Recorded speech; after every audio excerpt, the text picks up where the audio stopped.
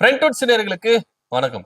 கூட்டணி கட்சிகள் எல்லாமே பாஜக பக்கம் போயிருக்கிறாங்க. கூட்டணிக்கு தலைமை என்னவோ எடப்பாடி பழனிசாமி தான். ஆனா அதிகாரமும் ஆளுமையும் ஃபுல்லா பாஜக கிட்ட தானே இருக்கு.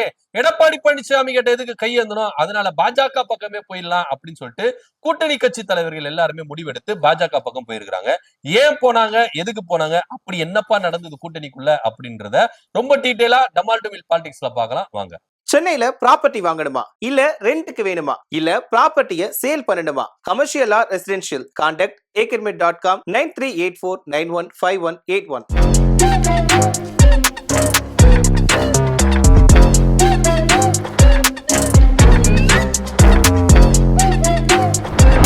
இப்போ ஒரு கட்சி இருக்குது அப்படின்னா தேர்தல் அப்படின்னு வந்துட்டா அந்த கட்சி என்ன பண்ணணும்னா தனித்துவமான ஒரு சின்னத்துல நிக்கணும். சுயேட்சை சின்னமோ ஏதோ ஒரு சின்னமோ என்ன பண்ணுவாங்க நிப்பாங்க. இப்ப நீங்க உதாரணத்துக்கு விடுதலை சிறுத்தைகள் இருக்குன்னு வச்சுங்களேன். அவங்க வந்து கடந்த தேர்தல்ல பானை சின்னத்துல நின்னாங்க. பானை சின்னத்துல நின்னாங்க. அதுக்கப்புறம் நாடாளுமன்றத்திலயும் அவங்க என்ன பண்ணாங்க, பானை சின்னத்துல நின்னாங்க. அதுக்கப்புறம் அவங்களுக்கு கட்சி அங்கீகரிக்கப்பட்டுருச்சு. ஏன்னா அவங்க கட்சிக்கு வந்து பாத்தீங்கன்னா ஓட் பேங்க் அதிகரிச்சிருச்சு. நாடாளுமன்றத்துல எம்பி இருக்காங்க, சட்டமன்றத்துல எம்எல்ஏ இருக்காங்க. சோ அவங்கள என்ன பண்றாங்க, அங்கீகரிக்கப்பட்ட கட்சி அப்படின்னு சொல்லிட்டு தேர்தல் ஆணையம் விடுதலை சிறுத்தைகளை அங்கீகரிச்சது. சோ விடுதலை சிறுத்தை அங்கீகரிச்சனால அவங்களுக்கு ஒரு நிரந்தர சின்னம் இருக்கணும். அதனால பானை சின்னத்துல நின்று நாங்க ஜெயிச்சதுனால பானை சின்னத்தை நாங்க என்ன பண்றோம், அங்கீகரிச்சு எங்களுக்கு நிரந்தரமா இந்த சின்னத்தை கொடுக்கணும் அப்படின்னு சொல்லிட்டு ஆஹ் தேர்தல் ஆணையத்துல முன் வச்சாங்க. அதன்படி அவங்களுக்கு என்ன பண்ணாங்க, பானை சின்னத்தை கொடுங்க. இப்ப திமுகவும் ஆரம்பத்துல சுயேட்சையில தான் உதயசூரியன் சின்னத்துல கலைஞர் அவர்கள் நின்று இருக்கிறாரு அப்படின்றது ஒரு செய்தி. அதனால அவர் ஜெயிச்சு உள்ள வந்தனால அந்த உதயசூரியனே கட்சிக்கு சின்னமா மாத்திரலாம் அப்படின்னு சொல்லிட்டு தொடர்ந்து என்ன பண்ணிட்டாங்கன்னா உதயசூரியன் தான் திமுகவின் சின்னம் அப்படின்னு சொல்லிட்டு அந்த சின்னத்துல பயணிருக்காங்க. அதே போலதான் இரட்டை இலை சின்னமும் அதிமுக ஜெயிச்சு வந்ததுனால இரட்டை இலை சின்னம் அவங்களுக்கு உரிதா இருக்கு. தாமரை சின்னம் பாஜகவுக்கு, கை சின்னம் காங்கிரஸுக்கு, இப்படின்னு ஒவ்வொரு சின்னம் ஒவ்வொரு கட்சிகள் இருக்கு. இப்போ ஒரு சில கட்சிகள் அங்கீகாரத்தை இழந்தா அந்த சின்னம் அவங்க கிட்ட இருந்து பறிக்கப்படும். இப்போ உதாரணத்துக்கு தேமுதிக எடுத்துக்கங்க, முரசு சின்னம் இருந்தது, பாமகவுக்கு மாம்பழ சின்னம் இருந்தது, மதிமுகவுக்கு பம்பரம் சின்னம் இருந்தது. இவங்க எல்லாம் கட்சி அங்கீகாரத்தை இழந்தனால முரசு சின்னம் தேமுதிகவுக்கு கிடையாது, பம்பர சின்னம் மதிமுக கிடையாது, மாம்பழ சின்னம் பாமகவுக்கு கிடையாது அப்படின்றதுதான் நிதர்சனமான உண்மை. சுயேட்சையா யாரு கேட்கிறாங்களோ அவங்களுக்கு அந்த சின்னத்தை ஒதுக்கப்படுவாங்க. இப்ப 2-3 பேர் கேட்டாங்கன்னா குலுக்கல் முறையில அந்த சீட்டை எடுத்து என்ன பண்ணுவாங்க, யார் பேர் வருதோ அவங்களுக்கு கொடுத்துருவாங்க அப்படின்றதுதான் தேர்தல் ஆணையம் இதுவரைக்கும் கடைபிடித்து இருக்கு. சோ இப்போ ஒரு கட்சி அங்கீகரிக்கப்படணும்னா அவங்க தேர்தலில் நின்று ஓட் பேங்க் அதிகரிச்சு காட்டணும். இப்ப நாம் தமிழர் கட்சி கூட என்ன பண்ணிட்டாங்க, ஓட் பேங்க் அவங்க அதிகரிச்சதுனால அவங்களுக்குன்னு ஒரு நிரந்தர சின்னம் இருக்கு. இப்படியாதான் ஒவ்வொரு கட்சியும் என்ன பண்ணுவாங்க, ஒவ்வொரு தனித்துவமான சின்னத்துல நிற்பாங்க. ஆனா கூட்டணிக்குள்ள போயிட்ட பிறகு அது திமுக கூட்டணி இருந்தாலும் சரி, அதிமுக கூட்டணி இருந்தாலும் சரி, பாஜக கூட்டணி, எந்த கூட்டணிக்கு போனாலும் பெரும்பாலானோர் சின்னம் ஒதுக்கப்படல, எங்களுக்கு சுயேட்சை சின்னம் வேண்டாம் அப்படின்னா பெரும்பான்மை கட்சியோட சின்னத்துல நிப்பாங்க. இப்ப நீங்க திமுக எடுத்துட்டீங்கன்னா மதிமுகவுக்கு 4 தொகுதி ஒதுக்குனாங்க. அதுல அவங்களுக்கு ஒரு தொகுதியில தான் சுயேட்சை சின்னம், மீதி 3 தொகுதியிலும் உதயசூரியன் சின்னத்துல நிக்கணும் அப்படின்னு சொல்லிட்டு என்ன பண்ணாங்கன்னா சொன்னாங்க. அதே போலதான் கருணாசா இருக்கட்டும், மனிதநேய ஜனநாயக கட்சியா இருக்கட்டும், எல்லா கட்சிக்கும் உதயசூரியன் சின்னம் அப்படின்னு சொல்லிட்டு என்ன பண்ணாங்கன்னா அங்கீகரிச்சிட்டாங்க.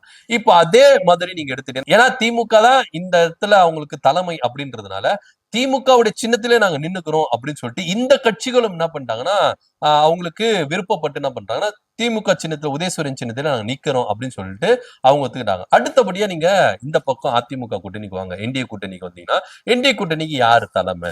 அதிமுக தான். சோ அப்படி பாத்தீங்கன்னா அதிமுக தான் ரெட்டை சின்னத்துலதான் மத்த கட்சியெல்லாம் நிக்கணும். இப்ப நீங்க ஐஜேக்கு ஒதுக்கினீங்க, தமாகவுக்கு ஒதுக்கினீங்க, அதே போல வந்து பாத்தீங்கன்னா புதிய நீதி கட்சிக்கு சீட்டு ஒதுக்குனீங்க, புரட்சி பாரத் ஒதுக்கினீங்க. சோ இவங்க எல்லாருக்குமே நீங்க என்ன பண்ணணும்னா இரட்டை சின்னத்துலதான் நிக்கணும் அப்படிதான் சொல்லணும். ஆனா இங்க இரட்டை இலை சின்னத்துல நிக்காம அலேக்கா என்ன பண்றாங்கன்னா தாமரை சின்னத்துக்கு மாறுறாங்க. இப்போ தமாக போன்றவர்கள், ஐஜேகே போன்றவர்கள் எல்லாருமே என்ன பண்றாங்கன்னா தாமரை சின்னத்துல நாங்க நின்னுக்கிறோம் அப்படின்னு சொல்லிட்டு அவங்க என்ன பண்றாங்க, விருப்பம் தெரிவிக்கிறாங்க. ஏன் தாமரை சின்னத்துல நிக்கணும் அப்படின்ற ஒரு பெரிய கேள்வி இருக்குல்ல. இதுல பல பிளஸும் இருக்கு, மைனஸும் இருக்குங்க. ஏன் அப்படின்னு பாத்தீங்கன்னா தாமரை சின்னத்துல நின்னா எல்லாரும் சொல்லிக்கலாம், பாத்தீங்களா தேசிய கட்சியோட சின்னத்திலே நாங்க நின்று இருக்கிறோம், எங்களுடைய அந்தஸ்து தேசிய கட்சியோட கனெக்டிவிட்டியில இருக்கு அப்படின்னு சொல்லிட்டு இங்க இருக்கிற சின்ன சின்ன கட்சிகள் என்ன பண்ணலாம் சொல்லிக்கலாம். சோ தாமரை சின்னத்துல என்னன்னா அது நம்மளுக்கு கொஞ்சம் பெருமையா இருக்கும் அப்படின்றது அவங்களுடைய தனிப்பட்ட கருத்தா இருக்கு.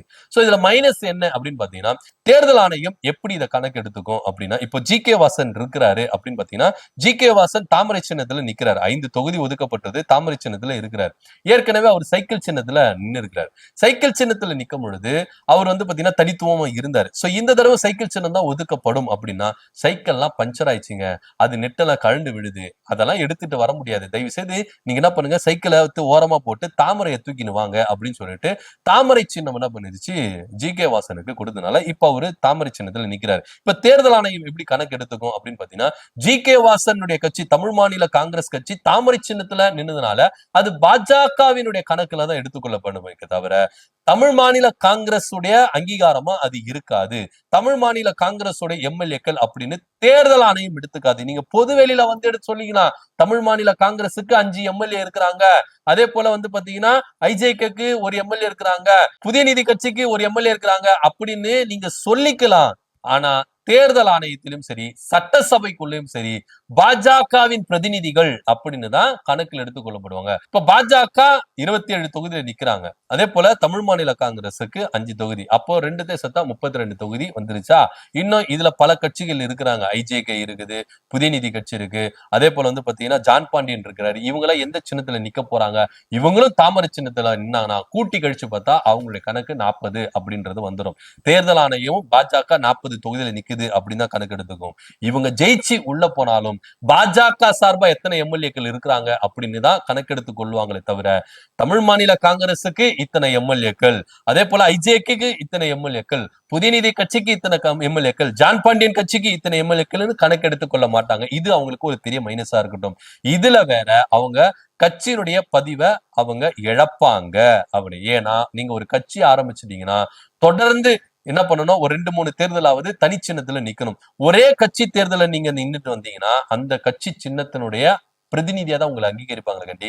உங்களுடைய கட்சியுடைய பதிவு ரத்து செய்யப்படும். மீண்டுமா அவங்க என்ன பண்ணணும், அந்த பதிவை திரும்பவும் பண்ணணும். அப்படின்றதுனால பல கட்சிகளுக்கு இப்போ திமுக கூட்டணியிலேயே அந்த வாய்ப்புகளை அவங்க என்ன பண்ணிருக்காங்க, நீங்க கட்சியில உங்க சுய சின்னத்துல நின்னு உங்க கட்சி பதிவை நீங்க தக்க வைத்துக் கொள்ளுங்க அப்படின்னு சொல்லிட்டு இந்த பக்கம் திமுக கூட்டணியும் சில தொகுதிகளை என்ன பண்ணிருக்காங்க, விட்டு கொடுத்திருக்காங்க. ஆனா இங்க இருக்கிற பாஜக எல்லாருமே எங்க கண்ட்ரோல்ல தான் இருக்கணும் அப்படின்னு சொல்லிட்டு தான் தமிழ் மாநில காங்கிரஸுக்குன்னு ஒரு சின்னம் இருந்தது, சைக்கிள் சின்னம். அந்த சின்னத்தை கேட்டு வாங்கி இருக்கலாம். ஆனா இங்க தமிழ் மாநில காங்கிரஸ் ஜி.கே. வாசன் பாஜகவின் அடிமைதனத்துக்கு போனதுனால அவரு சுயமா சுயேட்சை சின்னத்துல நிக்க முடியாத ஒரு சிச்சுவேஷன். அவருக்கு 5 தொகுதி ஒதுக்குனாங்க, அந்த 5 தொகுதியிலும் தாமரை சின்னத்துலதான் நிக்கணும் அப்படின்னு சொல்லிட்டு அவரு என்ன பண்றாரு, தாமரை சின்னத்துல நிக்கிறாரு. ஆனா ஜி.கே. வாசன் கூட இருக்கிற பல பேர் என்ன சொல்றாங்கன்னா இதற்கு எதிர்ப்பு தெரிவித்திருக்கிறாங்க.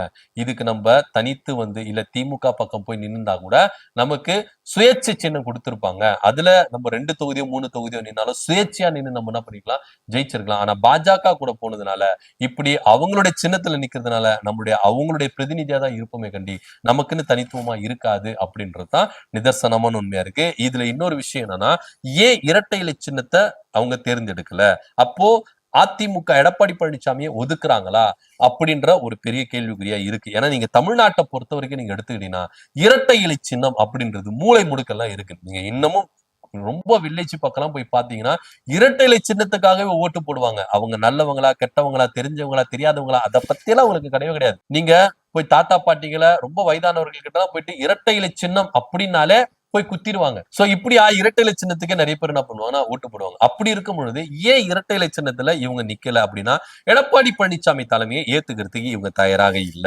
எடப்பாடி பழனிசாமியை ஒதுக்கி வைக்கணும், இங்க பாஜகவை தான் எல்லாம் பிரதிபலிக்கணும், பாஜகவை நம்பிதான் இருக்கணும். எடப்பாடி பழனிசாமி இங்க கூட்டணிக்கு தலைமையா இருக்கலாம், ஆனா அதிகாரம் ஃபுல்லா யார்கிட்ட இருக்கு, ஆளுமையில யார்கிட்ட இருக்கு, அது பாஜக கிட்ட தான் இருக்கு, அமித்ஷா கிட்ட தான் இருக்கு. அமித்ஷா சொல்படிதான் இங்க அன்புமணி அவர்கள் கேட்கிறாரு, அமித்ஷா சொல்படிதான் டிடிவி தினகரன் கேட்கிறாரு, ஜி.கே. வாசன் கேட்கிறாரு. மத்த சின்ன சின்ன கட்சிகள் எல்லாமே அங்க அமித்ஷா சொல்படிதான் கேட்கிறாங்களே கண்டி, எடப்பாடி பழனிசாமி சொல்றதை யாரும் இங்க கேட்கறது இல்ல, அங்கீகரிக்கிறது இல்ல. சோ அதனால எடப்பாடி பழனிசாமி ஒதுக்கி இருக்காங்க. இப்ப நீங்க திமுக கூட்டணியில வந்தீங்கன்னா உதயசூரன் சின்னத்துல நிக்கிறாங்க, யாரும் கை சின்னத்துல நிக்கல. ஏன்னா அங்கதான் ஆளுமையா இருக்காங்க, அவங்கதான் தலைமையா இருக்கிறாங்க. சோ உதய சின்னம் தமிழ்நாட்டுல உதயசூரன் சின்னம் தான், அதே போலதான் தமிழ்நாட்டுல இரட்டை இலை சின்னம். அதை இவங்க என்ன பண்ணல, ஏத்துக்கவே இல்ல. பாஜகவின் சின்னத்தை போய் என்ன பண்ணிக்கிறாங்க, ஏத்துக்கிறாங்க. சோ இப்படியா பாஜகவை தான் எல்லாரும் ஏத்துக்கிறாங்களே கண்டி, எடப்பாடி பழனிசாமியை யாரும் தலைமை ஏத்துக்கிறதுக்கு தயாரா இல்ல, முன்வரவில்லை, அவரை ஒதுக்குறாங்க அப்படின்றதுதான் நிதர்சனமான உண்மை. சோ இப்படியா கூட்டணி கட்சிகளும் சின்ன சின்ன கட்சிகளும் அமைப்புகளும் எல்லாருமே பிஜேபி சின்னத்துலதான் போய் நிக்கிறாங்களே கண்டி, எடப்பாடி பழனிசாமி சின்னத்தை யாரும் விரும்பல அப்படின்றது நிதர்சனமான உண்மை இருக்கு. இதன் மூலியமா எடப்பாடி பழனிசாமியை கூட்டணியில இருந்தே தள்ளி வச்சிருக்காங்கப்பா. அவரு தலைவரா இருந்தாலும் அவர் தள்ளிதான் இருக்கணும், இங்க அதிகாரம் ஃபுல்லா பாஜக கிட்ட இருக்கு அப்படின்றத ரொம்ப வெட்ட வெளிச்சமா இங்க போட்டு காமிக்கிறதை இங்க நம்ம பாக்குறோம். இதை பத்தியோட கருத்து என்ன அப்படின்னு கமெண்ட் பண்ணுங்க. நன்றி, வணக்கம்.